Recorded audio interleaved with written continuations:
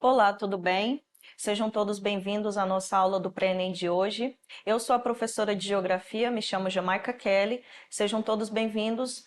Hoje a nossa aula vai ser sobre clima. Lembrando que essa aula vai ser dividida em duas partes, então a gente vai ter a parte 1 e a parte 2 na aula que vem com os exercícios. Vamos então à aula? Bem, vamos estudar hoje sobre o clima. Mas para estudar sobre o clima, a gente vai precisar levar em consideração algumas questões muito importantes que nós vamos acompanhar a partir de agora. Primeira delas, a gente vai aqui falar da diferença entre o que é o tempo e o que é o clima. O que seria aí? Qual seria a diferença entre o tempo e o clima? Vamos começar então falando sobre o tempo. O tempo é o estado da atmosfera de um lugar, de um determinado lugar, em um determinado momento. Uma característica muito própria do tempo é que ele muda constantemente. Ou seja, é aquela questão que a gente conhece no dia a dia. Às vezes a gente sai de casa, está um período chuvoso, você está naquele momento com chuva e depois, logo em seguida, aparece o sol. Então essa é a principal característica do tempo, ou seja, ele muda constantemente. Mas e o clima? Bem, as principais características do clima é justamente um conjunto de variações do tempo de um determinado lugar na superfície terrestre. Então, o clima, diferente do tempo, ele é classificado de acordo com a média do que se observou sobre o comportamento da atmosfera durante um longo período. Então, para a gente saber aí a principal diferença entre tempo e clima é o seguinte: o tempo ele é momentâneo, ele vai mudar de uma hora para outra. Já o clima ele é duradouro, ou seja, o clima é algo permanente. Então, essa é a principal característica entre tempo e clima. Eu quero que vocês acompanhem comigo agora sobre quais são os fatores que influenciam as variações das temperaturas atmosféricas na Terra. A gente conhece como fatores climáticos. Então, a gente tem aqui alguns nas caixinhas que a gente pode citar, por exemplo, primeiramente o fator chamado de latitude. Propriamente, quando a gente fala sobre as zonas de iluminação da Terra, também conhecidas como zonas térmicas, a gente tem o fator altitude, a gente tem o fator chamado de continentalidade e maritimidade, as massas de ar, as correntes marítimas, o relevo. Bem, esses fatores, eles alteram a dinâmica, tá, do nosso planeta. E eles também interferem nos elementos atmosféricos, tá? Podendo, por exemplo, alterar a temperatura, a umidade, o regime das chuvas, os ventos e principalmente a pressão atmosférica. Bem, nós vamos agora estudar, de modo geral, cada um desses fatores. A gente vai começar, então, pelo fator chamado de latitude. Bem, o fator latitude é algo bem interessante, conforme vocês podem observar aí, que a gente pode denominar da seguinte forma: a temperatura diminui com o aumento da latitude, ou seja, a radiação solar ela se torna maior próximo à região cortada pela linha do Equador, conforme vocês podem estar observando no mapa. Observem, por exemplo, algumas características aqui da latitude. A gente dividiu o mapa em três aspectos. Então, bem na parte do centro, a gente tem a chamada baixa latitude, que é justamente onde nós temos aí a região próxima à linha do Equador, representada pelo 0 grau, tá? E depois a gente tem a média latitude e, por último, a alta latitude, que fica na região próxima aí aos polos. Então, é basicamente o seguinte: a temperatura vai diminuir conforme aumenta a latitude, tá? Só lembrando que a latitude é a distância medida em graus de qualquer ponto da superfície terrestre até a linha do Equador. E esse mapa, a gente costuma chamá-lo de zonas térmicas ou zonas de iluminação da Terra. O que seriam essas zonas térmicas? É justamente quando a gente tem aí a localização geográfica do lugar e a intensidade de luz solar que o mesmo recebe em certos períodos do ano, tá? E a gente sabe também que o formato da Terra, por ser um formato geóide, vai influenciar diretamente a distribuição dessa luz solar sobre o planeta. Por isso que a gente tem locais, por exemplo, que vão receber maior ou menor intensidade de luz do Sol. Então, quando a gente fala do fator latitude, eles podem ser representados principalmente pelas zonas térmicas ou zonas de iluminação na Terra, conforme o mapa que vocês estão observando aí.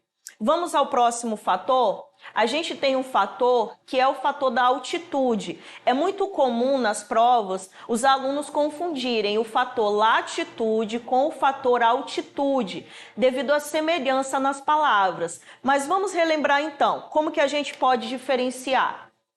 A latitude, como eu disse, é a distância medida em graus, que pode ser distribuída aí na Terra através das zonas térmicas, tá? E é cortada através das linhas imaginárias que a gente conhece, como linha do Equador, Trópico de Câncer, Trópico de Capricórnio, tá? Diferente da altitude. A altitude, gente, é a medida em relação ao nível médio do mar, conforme a gente pode observar na imagem. Mas o que a altitude pode interferir no clima? Conforme a altitude aumenta, a temperatura ela vai consequentemente diminuir. Aqui a gente tem, por exemplo, na imagem, uma representação bem interessante. Olha, eu quero que vocês observem comigo o seguinte. A gente tem a cidade de Santos, que é uma cidade litorânea. Vocês podem observar ali que ela fica bem próxima ao nível médio do mar, tá? Olha só a imagem, tem um pezinho de coco, tem o nível do mar. Então, aqui na cidade de Santos, a gente tem uma temperatura, tá? Por exemplo, a temperatura aqui pode ser registrada aí entre 22 graus, por exemplo. Então, essa é a cidade de Santos. Conforme a altitude aumenta, quando a gente chega, por exemplo, na cidade de São Paulo, a gente já tem uma mudança na temperatura. De 22 graus, essa temperatura, tá, em Santos, em São Paulo ela já muda para 20 graus. Então, olha que interessante, conforme a altitude aumenta, a temperatura diminui. E por último, a gente tem lá no topo a cidade de Campos do Jordão, conhecida por ser uma cidade que recebe turistas justamente para aproveitar aí do frio. Então, eles utilizam o frio como uma forma, né, do turismo, de atrair turistas. Olha só que interessante na cidade de Campos do Jordão em um mesmo dia. A temperatura já chega, por exemplo, a 18 graus. Então, vamos diferenciar essas cidades, tá?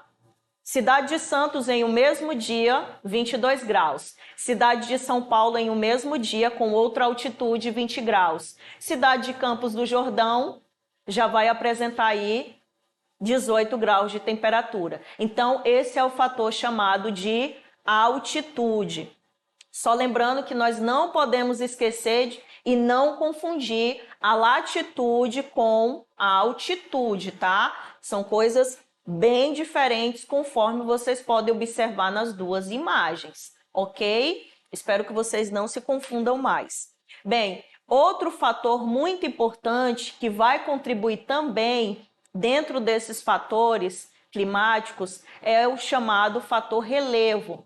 Ele pode facilitar ou impedir a circulação de massas de ar. Ele pode também retê-las ou não, alterando assim a temperatura e toda a dinâmica atmosférica do lugar. Então, eu costumo dizer para os alunos que o relevo, ele pode, por exemplo, de alguma forma ser uma barreira, que a gente conhece até como barreira orográfica, impedindo muitas vezes a chegada da umidade em determinado local. No Brasil, o fator relevo ele vai influenciar diretamente na ocorrência do clima semiárido, que a gente conhece, por exemplo, lá na região Nordeste, tá? Quando a gente fala, por exemplo, do fator relevo, a gente pode citar como exemplo o clima semiárido, onde a umidade ela acaba não chegando nessa nessa sub-região do Nordeste, justamente porque o relevo vai servir como uma barreira que impede a chegada da umidade, ok? Então, a gente tem ali uma região chamada de Planalto da Borborema, que logo, por exemplo, impede a chegada dessas massas de ar. Ok, pessoal? Vamos então falar de um outro fator que altera a dinâmica climática.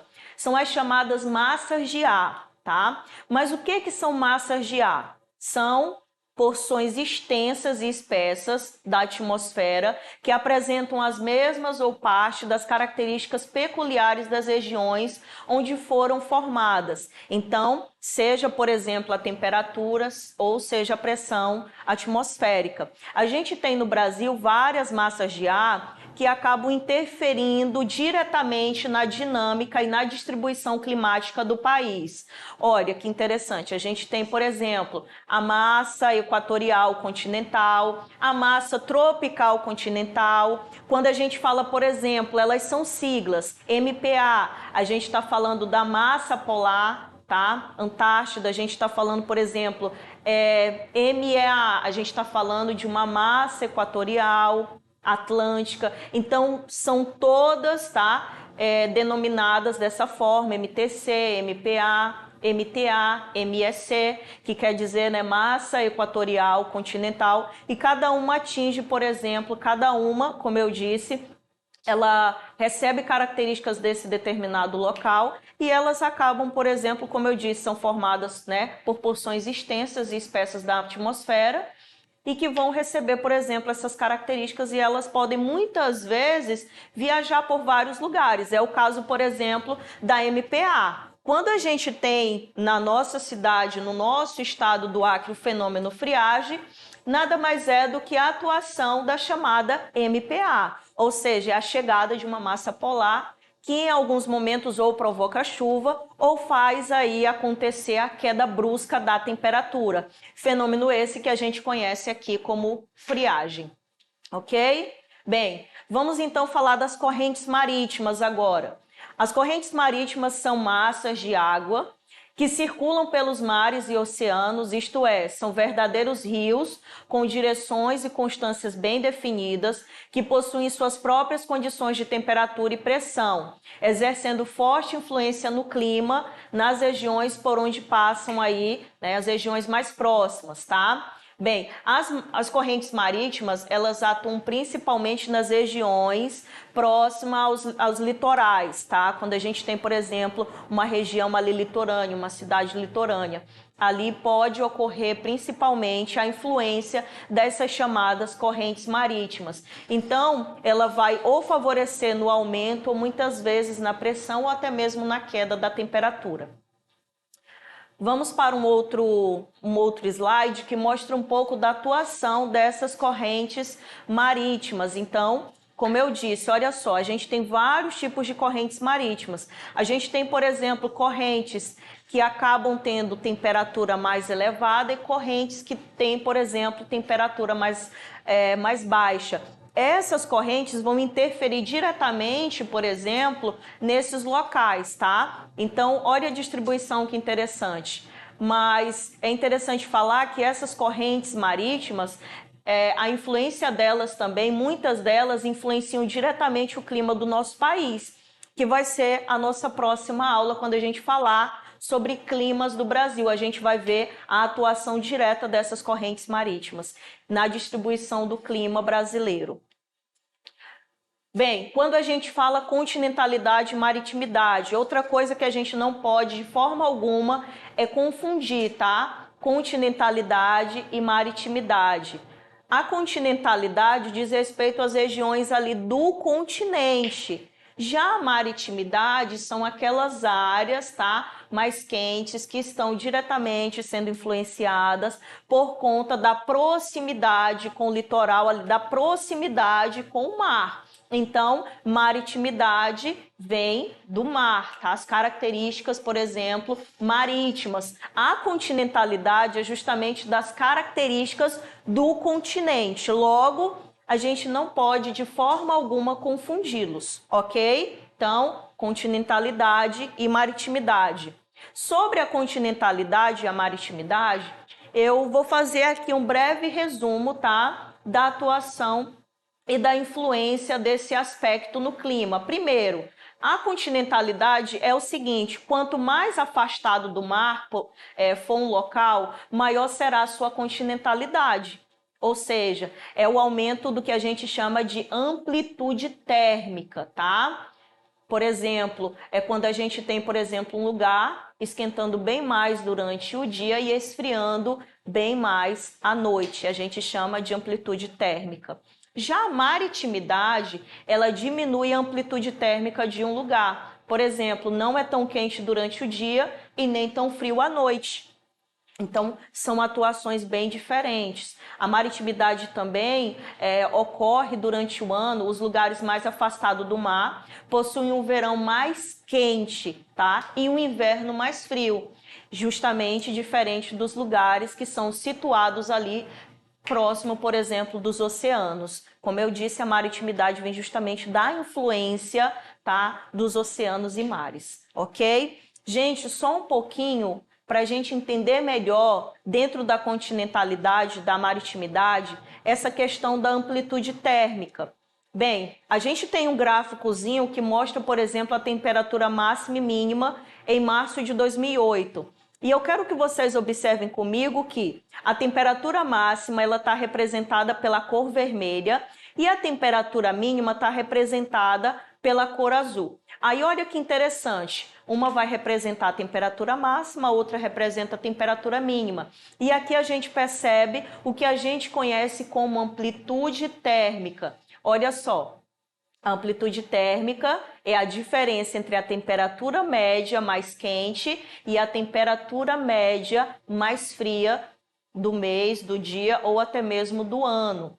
Então, outro fator que influencia a amplitude térmica, como eu disse, também é a latitude, tá? Quanto mais distante da linha do Equador, mais será a variação de calor entre o dia e a noite, entre o inverno e o verão. Professora, me passa aí um exemplo melhor do que seria amplitude térmica. Vamos lá. A temperatura ontem em Rio Branco durante o dia estava variando aí entre 30 e 31 graus, ok? Mais ou menos a temperatura que a gente teve aí durante o dia, segundo o clima-tempo. Porém, à noite, essa temperatura, quando chegou, por exemplo, por volta das 6, 7 horas, 8 horas da noite, essa temperatura caiu bruscamente. Logo, o termômetro marcou, por exemplo, uma média de 24 graus, por exemplo, tá? 24, 23 graus, 22 graus na madrugada. Então, essa diferença da temperatura entre o dia e a noite, a gente chama de amplitude térmica. Olha quantos graus de temperatura caiu. Olha a diferença entre o dia e a noite. Então, essa diferença é chamada de amplitude térmica. Bem, eu vou falar agora de um fator muito importante que vai influenciar bastante na dinâmica climática em qualquer lugar do planeta, que a gente chama de vegetação, tá?